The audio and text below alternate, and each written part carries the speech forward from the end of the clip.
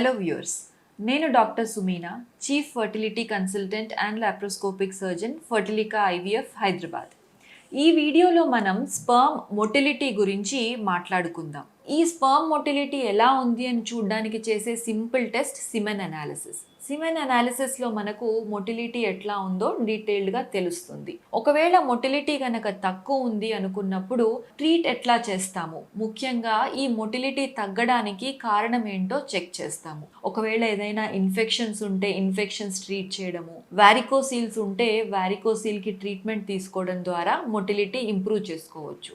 అట్లాగే life style changes అంటే మంచి ఆహారం తీసుకోవడము, ప్రాసెస్డ్ ఫుడ్ అవాయిడ్ చేయడము, స్మోకింగ్ చేయకుండా ఉండడము, అట్లాగే స్ట్రెస్ని తగ్గించుకోవడము, రెగ్యులర్ స్లీప్ ప్యాటర్న్ ఫాలో అవ్వడం ద్వారా కూడా స్పర్మ్ మొటిలిటీ ఇంప్రూవ్ అవుతుంది. ఫైనల్గా antioxidants and vitamin supplementation, vitamin C, vitamin E, coenzyme Q, zinc, selenium ఇటువంటి సప్లిమెంట్స్ తీసుకోవడం ద్వారా కూడా మనం మొటిలిటీని ఇంప్రూవ్ చేసుకోవచ్చు. సో ఒక బేసిక్ సిమెన్ అనాలిసిస్ చేయడం ఎంతో ముఖ్యం. ఇందులో మనకు sperm volume, count, motility, normal forms ఇవన్నీ అర్థమవుతాయి.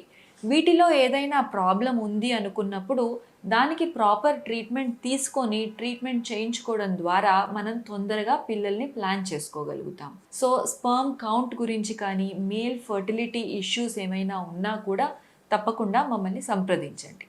Thank you.